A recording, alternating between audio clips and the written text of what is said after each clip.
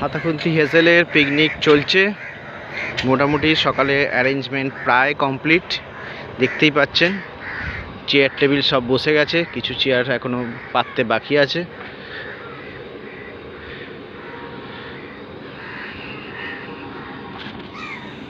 ছাতা এসে গেছে, দেখতে পাচ্ছেন, ছাতা পড়ে আছে।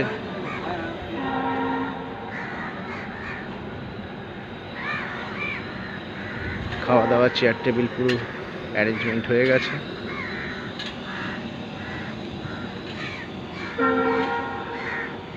জলের ড্রাম সব বসানো আছে।